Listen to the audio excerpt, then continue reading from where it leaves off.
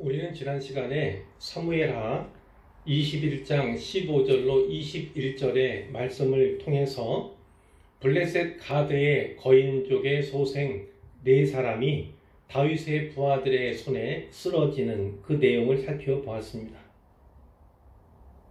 거인족의 아들 가운데 이스비브놉이라고 하는 사람이 있었습니다. 그가 다윗이 피곤한 상태에 있는 다윗을 죽이려 했어요. 이때 아비새가 다윗을 도와서 그 블레셋 사람들을 쳐 죽였죠. 자, 그 후에 또 블레셋과 전쟁이 있었는데 이번에는 후사 사람인 십부게가 거인족의 아들 가운데 삽이라고 하는 사람을 쳐 죽였습니다. 세 번째는 베들레헴 사람인 엘하난이라고 하는 사람이 골리앗의 아우인 라흐미를 죽였다는 기록이 있고요. 그리고 마지막으로는 키가 큰 자, 물론 그도 거인일 겁니다. 근데 이름이 나와 있지 않아요? 그의 특징이 무엇이냐면 손가락과 발가락이 각기 6개씩 있다. 도합 24개의 손가락과 발가락을 가진 자였는데 그도 역시 거인족의 소생이었어요. 그를 누가 죽였냐면 다윗의 형인 삼마의 아들 요나단이 죽였다. 이렇게 되어 있습니다. 이렇게 블레셋과의 4번의 전쟁에서 가드에 속한 가드 사람들인 거인족의 소생들을 죽인 4명의 용사들에 대해서 살펴보았는데요. 오늘과 다음 시간에 살펴볼 본문에서는요. 다윗의 30용사들, 30두목들 이렇게도 되어 있는데 이 사람들에 대해서 나누려고 합니다. 오늘은 그 중에서도 이 30명 가운데 으뜸이라고 할 수 있는 그들 가운데서도 가장 출중했던 3명의 용사들의 행적에 대해서 나누어 보도록 하겠습니다. 다윗의 용사들 가운데 가장 출중한 3명의 용사가 있다 이렇게 말씀을 드렸죠. 그 3명의 용사들 가운데 우두머리는 요셉 바세벳이라는 사람이에요. 8절에 보니까 그런 다그몬 사람 요셉 바세벳 이렇게도 불리는 사람이고 혹은 에센 사람 아디노라고도 불리는 사람이에요. 그가 이 군 지휘관의 두목으로 불리던 자인데 어떤 행적이 있습니까? 단번에 블레셋 사람 800명을 쳐 죽였다. 이렇게 짤막한 기사가 있습니다. 두 번째 사람은 엘르아살이라고 하는 사람입니다. 자, 표현에 다윗과 함께한 세 용사 중에 한 사람이다 이렇게 나오고 그가 어떤 일을 했습니까? 블레셋 사람들이 싸우려고 모였습니다. 이스라엘 사람들이 물러갔어요. 물러갔다는 건 어떻게 합니까? 뒤로 물러갔다는 얘기죠. 그러니까 너무나 강해 보이는 거예요. 강적이 앞에 있으니까 두려워서 상대하려 하지 않는 거예요. 뒤로 발을 빼는 거죠. 그때 세 용사가 싸움을 도두었다. 이렇게 되어 있고 그 세 용사 가운데 엘르아살이라는 사람이 나가서 어떤 표현이 있습니까? 손이 피곤하여 그의 손이 칼에 붙기까지. 손이 칼에 붙어버리기까지. 이것은 어찌 보면 손이 마비가 될 때까지, 손에 마비가 올 때까지 이렇게도 이해할 수 있는데 그렇게 될 때까지 블레셋 사람들을 쳤다는 것입니다. 아무도 강적인 블레셋 군사들을 상대하려 하지 않을 때 뒤로 물러설 때에 버티고 서서 손이 칼에 붙기까지 용맹하게 싸운 사람이 바로 이 엘르아살인데 자, 뒤에 어떤 내용이 있습니까? 그날에 여호와께서 크게 이기게 하셨다. 이런 기사들이 있습니다. 여호와께서 크게 이기게 하셨다. 결국은 전쟁은 여호와께 속한 것입니다. 용맹이 뛰어나고 충성심이 대단하다 할지라도 그 전쟁에 승리를 주시는 분은 우리 하나님이심을 여기서 다시 한번 생각하게 되는 것이죠. 그때 백성들이 뒤에 서 있다. 물러갔다가 이제 승리하니까 이 엘르아살이 승리하니까 돌아와서 그들의 뒤를 따라가며 노략을 했다. 노략할 뿐이었다. 이렇게 기사화되어 있죠. 세 번째 인물은 삼마라고 하는 사람입니다. 하랄 사람으로서 악의 아들 이렇게 표현되고 있는데 자, 블레셋 사람들이 사기가 올랐어요. 사기가 충천한 가운데 어떤 한쪽 밭에 모이게 되었는데 그것을 보고 이스라엘 백성들은 두려움에 떨었죠. 블레셋 사람들 앞에서 도망했다. 앞다투어 달아난 것입니다. 근데 그때 이 산만한 사람이 어떻게 했습니까? 밭 가운데 홀로 서서 그들을 막았어요. 블레셋의 사람들을 쳤다고 되어 있습니다. 남들은 다 도망갔습니다. 그러나 홀로 남아서 끝까지 대적을 상대하였는데 오늘 성경에 뭐라고 되어 있습니까? 여호와께서 큰 구원을 이루시니라. 그 용맹한 산만을 통해서 하나님의 구원이 이스라엘에게 나타났다. 이렇게 우리가 받을 수가 있는 것이죠. 이제 13절 이하의 말씀 가운데는 이 세용사가 얼마나 충성된 사람인가, 그들의 충성심과 헌신을 잘 알 수 있는 일화가 소개되어 있습니다. 우리는 일화를 통해서 다윗과 그의 용사들과의 관계를 알 수가 있죠. 어떠한 관계 가운데 있었는가, 어떠한 친밀한 가운데 있었는가를 우리가 이 본문을 통해서 알 수 있다는 말씀입니다. 자, 바로 이 세 사람입니다. 그들이 곡식 벨 때 약 4월, 5월 이 정도쯤으로 생각하면 될 텐데요. 아둘람굴에 내려가서 다윗에게 나아갔다. 이때 블레셋 사람의 한 무리가 한 군대겠지요. 르바임 골짜기에 침치고 있었다. 이런 기사가 있는데 여기 아둘람 굴이라고 나와요. 이 아둘람 굴 그러니까 사무엘상 22장 아둘람 공동체를 살펴보지 않을 수가 없습니다. 자, 22장 1절과 2절 말씀인데요. 다윗이 그곳을 떠나, 이 그곳은 어디냐면 바로 가드입니다. 블레셋의 한 도시인 한 성인 가드죠.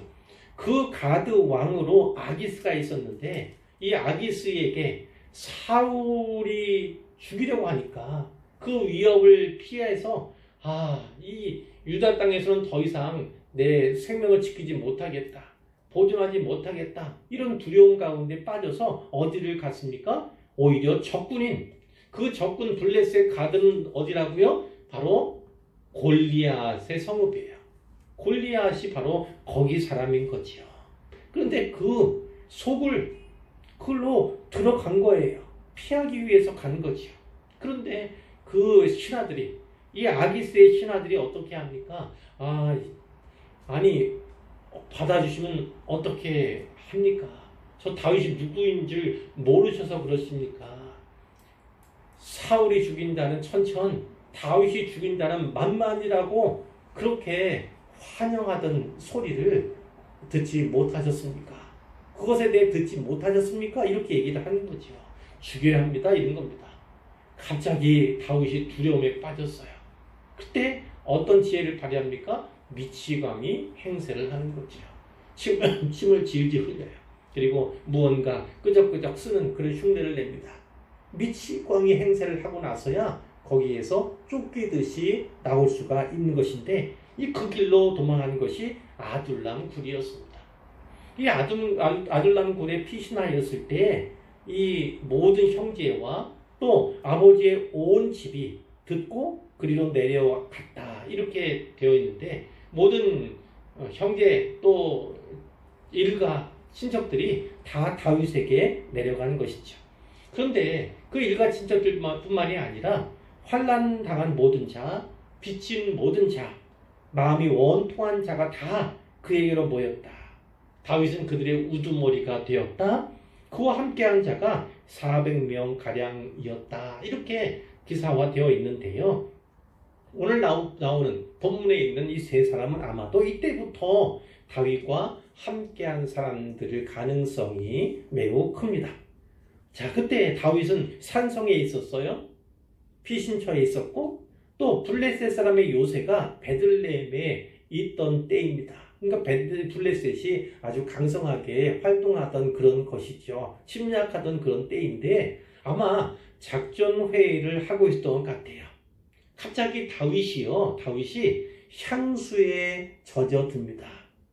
왜냐하면 이 베들레헴이 어린 시절, 그의 유년 시절을 지냈던 그런 곳이거든요. 그러니까 어린 시절의 추억이 향수가 생각이 난 것입니다. 아마도 자기가 알지도 못하는 사이에 혼잣말처럼 이런 말을 내뱉은 것 같아요. 베들레헴 성문 곁 우물물을 누가 내게 마시게 할까? 그 베들레헴 성문 곁 우물이 너무나 시원하고 너무나 달았는데 누가 그 물을 나에게 마시게 할까? 이런 혼잣말을 한 것 같아요. 그런데 그것을 들은 사람들이 있죠. 바로 세 용사들입니다. 다윗을 위해서라면 목숨까지도 아끼지 않고 내놓을 각오가 되어 있던 이 세 용사는 다윗의 이 혼잣말, 이 말을 듣고 주저함 없이 적군 진영으로 뛰어들게 되지요. 이 세 용사가 블레셋 사람의 진영을 돌파하고 지나가서 결국은 베들레헴 성문 곁에 있는 우물에 우물물을 길어 가지고 다윗에게 돌아온 것입니다. 그것을 보고 다윗이 어떻겠습니까? 깜짝 놀랐겠지요. 충성스러운 신하들, 충성스러운 부하들 이렇게 생각은 했지만 이 정도일 줄은 몰랐을 거예요. 이 정도일 줄 깜짝 놀랐을 거지요. 그런데 뒤에 내용에 보니까 다윗이 마시기를 기뻐하지 아니하였다는 것이죠. 그 이유가 무엇입니까? 17절에 여호와여 내가 나를 위하여 결단코 이런 일을 하지 아니하리이다. 내 사익을 위해서 결코 이런 일을 하지 않겠습니다. 이 물은 목숨을 걸고 갔던 사람들의 피가 아닙니까? 이것은 물이 아니라 차라리 피입니다. 그들의 생명의 피입니다. 이렇게 이야기를 하는 거예요. 그래서 마시기를 즐겨하지 아니하고 자기가 마시는 대신에 그 물을 여호와께 부어 드렸다는 것입니다. 여호와께 부어 드렸다는 것이지요. 이 세 용사가 이런 일을 행하였더라. 그 용사들의 충성심과 헌신을 살펴볼 수 있는 일화인데, 자, 다윗이 이 물을 달게 마시지 아니하고 피와 같이 생각하여서 마시지 못하는 것을 보며 자기가 아니라 여호와께 바치는 것을 보면서 용사들이 어떻게 생각했을까요? 이 사람이라면 됐다. 이런 생각하지 않았겠습니까? 더욱더 충성을 다짐했을 거예요. 이런 사람이라면 진짜 내 생명을, 내 목숨을 아끼지 않겠다. 어떤 상황이 와도 그를 위해서 싸우겠다. 이런 생각을 하면서 아마 감동하지 않았을까. 이런 생각을 하게 됩니다. 이 짧은 본문을 통해서 세 가지만 살펴보고 말씀을 맺으려 하는데요. 첫 번째는 이겁니다. 다윗은 전쟁에 승리했고 그리고 다윗의 일생 가운데 많은 업적들이 있죠. 그런데 이 다윗의 승리와 그의 업적에는 용사들의 헌신과 그들의 충성심이 있었다는 것을 우리가 알아야 하는 것입니다. 다윗의 승리는 혼자만의 승리가 아니에요. 그가 쌓은 업적은 혼자만이 쌓은 업적은 결코 아닌 것이죠. 혼자 쌓을 수도 없는 일이고 혼자 쌓을 수도 없는 것이에요. 그에게는 목숨을 아끼지 않고 생명을 걸고 이 이스라엘의 역사, 이 다윗을 위한 역사에 동참한 용사들의 헌신이 있었고 충성이 있었음을 우리가 반드시 기억해야만 하는 거죠. 세 명 용사들 가운데 특히 이 엘라사라는 사람은요, 다 뒤로 물러갈 때 아무도 강적을 상대하려 하지 아니할 때 나가서 어떻게 했어요? 손이 칼에 붙기까지 그렇게 싸운 사람이에요.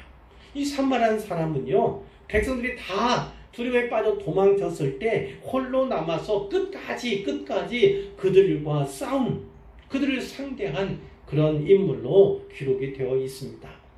이 3인은, 이 3명의 용사들은요, 30명의 두목, 30명의 용사들 가운데서도 가장 출중한 사람들.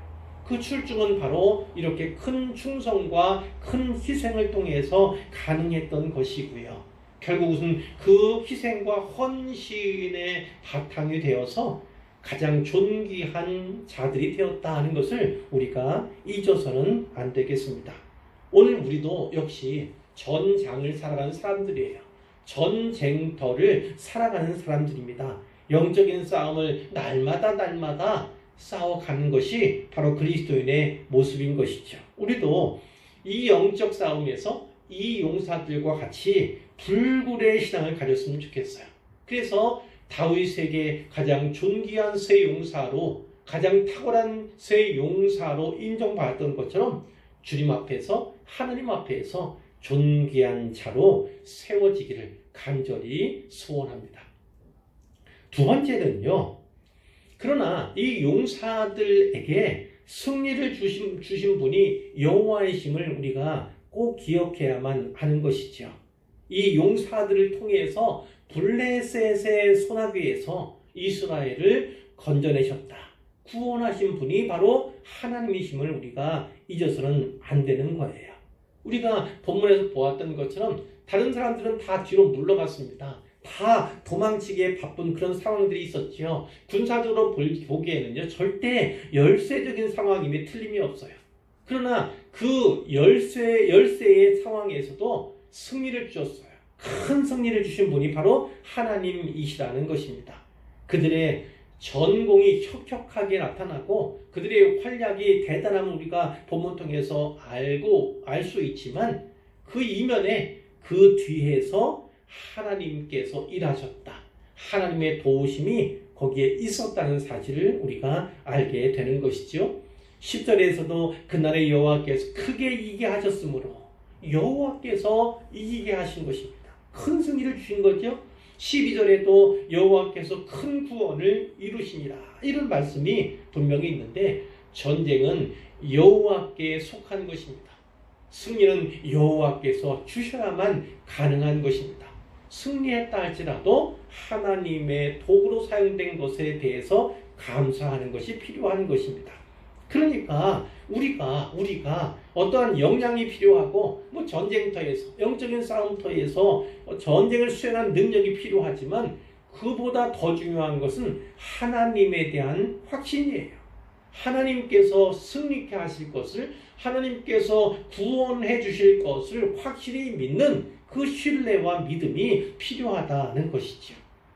이러한 신뢰, 이러한 확신이 있을 때에 우리가 바라던 것, 우리가 원하던 것 이상의 큰 승리를 우리가 누리게 될 것을 확실히 믿었으면 좋겠습니다.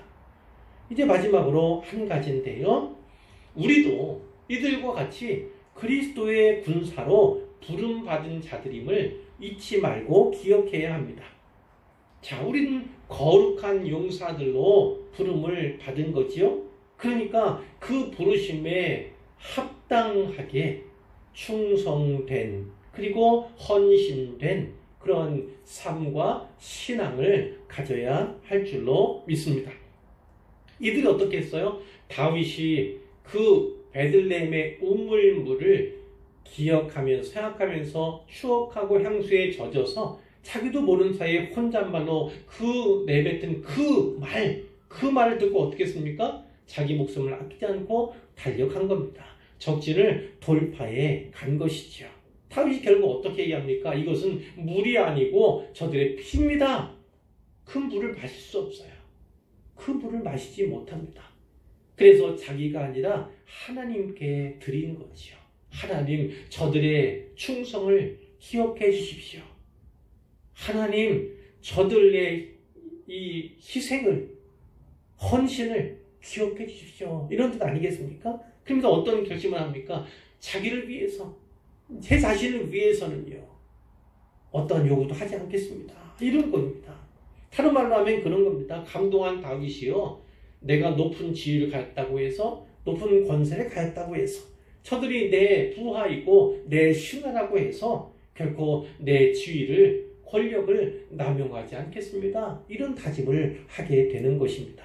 그러니까 저들과 더불어 죽고 저들과 더불어 살겠습니다. 이러한 결단을 갖게 된 것입니다. 바로 그거죠. 이 부하들과 다윗 사이에 이런 관계가 있습니다. 어느 정도의 끈끈합니까? 바로 운명 공동체. 운명이 서로에게 맞닿아 있다는 것입니다. 내가 죽으면 네가 죽고 네가 죽으면 내가 죽는다, 이런 거 아니겠습니까? 그러니까 지도자가 나라든 교회이든 어떤 공동체이든 지도자가 사심이 없이, 그리고 또 공동체의 일원으로서 용사들이, 모든 성원들이 다 순전하게 헌신하고 충성을 다할 때, 이것이 합해지고 어우러질 때 결국은요, 내 나라가 아니라 하나님 나라가 서게 되는 것, 우뚝 서게 될 것을 우리가 분명히 믿을 수가 있는 것이죠. 우리도 그리스도의 군사로 부름받은 자들임을 분명히 기억하시고요. 그런 자들에게 여호와께서 항상 함께 해줄 줄로 믿고, 어떠한 영적인 전투에서도 분명히 승리를 주실 것을 믿고, 어떤 어려움이 있더라도 우리를 구원해 줄 줄로 또한 믿고, 그 부르심이 합당한 충성과 헌신의 삶을 살아가는 우리 모두가 되었으면 좋겠습니다. 그런 분들 되시기를 우리 주님의 이름으로 축복하고 축원합니다.